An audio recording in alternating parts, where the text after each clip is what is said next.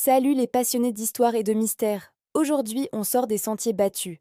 Oubliez Dracula, oubliez les monstres hollywoodiens. On plonge au cœur de la France, dans ses campagnes et ses forêts qui murmurent encore des secrets. Je vais vous raconter 5 légendes locales si méconnues que vous ne les trouverez dans presque aucun livre. Des mythes qui ont hanté des générations, transmis au coin du feu, et qui nous rappellent que chaque recoin de notre pays a sa propre part d'ombre. Alors, installez-vous bien, on part pour un voyage dans le folklore le plus secret de nos régions. Notre premier arrêt nous mène aux confins de la Meuse, une terre de frontières, de forêts denses et de chemins sinueux. C'est ici qu'est née la légende du loup des frontières.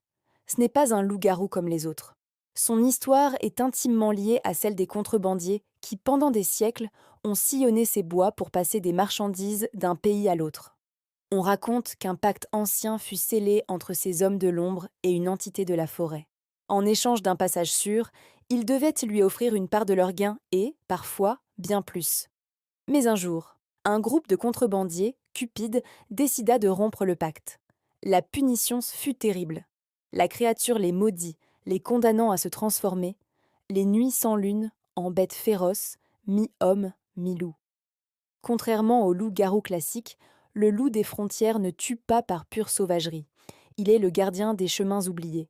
Il traque ceux qui s'aventurent là où ils ne devraient pas.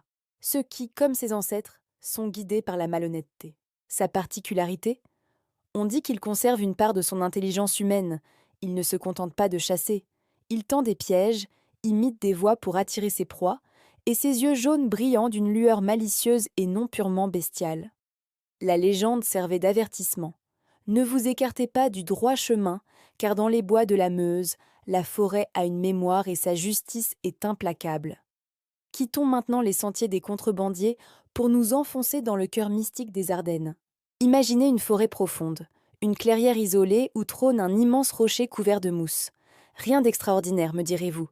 Sauf que ce rocher, les anciens l'appellent la pierre qui respire. Selon la légende, ce n'est pas une simple pierre. C'est le corps pétrifié d'un ancien esprit de la nature, endormi depuis des millénaires. La plupart du temps, il est inerte. Mais certaines nuits, lorsque l'humidité est forte et que la lune se voile, un phénomène étrange se produit. Une brume épaisse et blanche semble s'échapper lentement des fissures du rocher, comme une longue et lente expiration. L'air se charge d'une odeur de terre humide et de feuilles mortes. Les anciens disaient que c'était le souffle de l'esprit endormi. Ce souffle n'est pas dangereux en soi, mais il est annonciateur.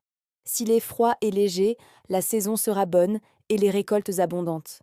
Mais si le souffle est lourd, glacial, et qu'il rampe au sol comme un serpent, alors le malheur approche. On raconte que des voyageurs égarés, surpris par ce phénomène, se sont sentis observés, comme si des milliers d'yeux invisibles les fixaient depuis la brume. Ce mythe est un magnifique exemple d'animisme, cette croyance ancestrale où chaque élément de la nature possède une âme. La pierre n'est pas qu'un simple caillou. Elle est vivante, elle communique, et elle est le baromètre mystique de la région. Notre voyage nous ramène près de l'eau, sur les bords brumeux de la Meuse, un fleuve qui a vu passer tant d'histoires et de vies. C'est ici que flotte la légende du passeur sans visage. Imaginez une fin de journée, le brouillard qui monte sur le fleuve, effaçant les contours de la rive opposée. Un voyageur pressé cherche un moyen de traverser. Soudain, silencieusement, une petite barque à fond plat émerge de la brume. Elle semble vide. Pourtant, elle se dirige droit vers lui et accoste doucement. Intrigué et pressé, le voyageur monte à bord. La barque se détache alors de la rive et entame la traversée sans qu'aucune rame ne touche l'eau. Le silence est total, seulement brisé par le clapotis de l'eau contre la coque. Le passager a beau regarder, il ne voit personne. La barque semble se guider seule, comme mue par une volonté invisible. Arrivé sur l'autre rive, le voyageur pose pied à terre, se retourne pour remercier, et la barque a disparu, évanouie dans la brume aussi soudainement qu'elle était apparue. Qui est ce passeur? Certains disent que c'est l'esprit d'un ancien batelier qui a péri dans une crue, condamné à aider les voyageurs pour l'éternité. D'autres, plus sombres, pensent qu'il s'agit d'une entité qui pèse les âmes. Si votre cœur est pur, il vous fait traverser. Si vous avez quelque chose à vous reprocher, la traversée pourrait bien être votre dernière. Cette légende illustre parfaitement la méfiance et le respect que les riverains avaient pour le fleuve, une force à la fois nourricière et dangereuse, capable de donner la vie comme de la reprendre. Changeons de décor et dirigeons-nous vers la Lorraine, une terre de légendes où le merveilleux côtoie souvent le tragique. C'est là que l'on murmure l'histoire de la dame inversée. Elle est liée au lavoir et aux sources isolées. On raconte qu'une jeune femme d'une beauté incomparable, mais incroyablement vaniteuse, passait ses journées à admirer son reflet dans l'eau. Elle en oubliait ses devoirs, sa famille, et se moquait des autres femmes du village. Un jour, une vieille femme, qui était en réalité une fée des eaux déguisée, la mit en garde contre son orgueil. La jeune femme éclata de rire et la chassa. Pour la punir de sa vanité, la fée lui jeta un sort. Désormais, son visage ne serait visible que par son reflet, et toujours à l'envers. Si vous la croisiez, vous ne verriez qu'une silhouette dont le visage est un vide indistinct. Mais si vous vous penchiez au-dessus d'une surface d'eau près d'elle, vous verriez son visage magnifique mais inversé, les yeux en bas, la bouche en haut, vous fixant avec une tristesse infinie depuis le fond de l'onde. Elle est condamnée à hanter les points d'eau, cherchant désespérément quelqu'un qui pourrait la regarder sans voir son reflet pour briser la malédiction.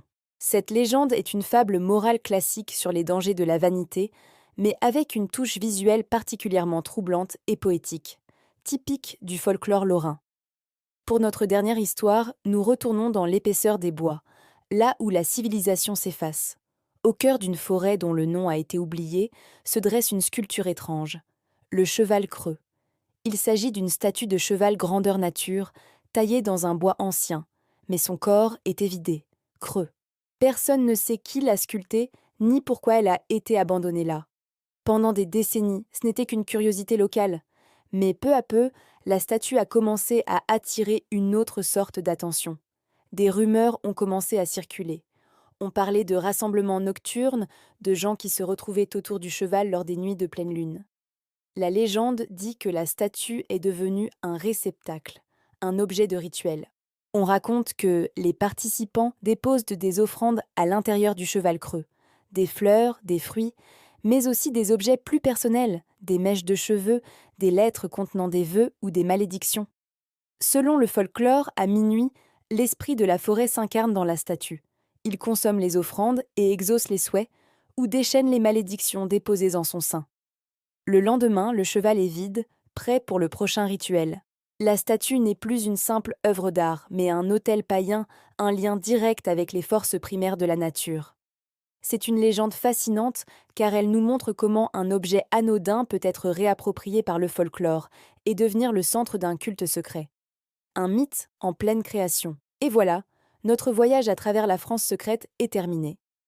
Du loup-garou des contrebandiers à l'hôtel forestier, ces légendes nous prouvent que l'histoire ne se trouve pas seulement dans les archives, mais aussi dans les murmures du vent et le reflet de l'eau. Chaque région a ses propres fantômes, ses propres gardiens. J'espère que cette exploration vous a plu. Si vous connaissez d'autres mythes méconnus de votre région, n'hésitez pas à les partager dans les commentaires, j'adore vous lire. Merci de m'avoir suivi, n'oubliez pas de vous abonner pour ne pas manquer nos prochaines aventures dans les méandres de l'histoire et du mystère. À très bientôt.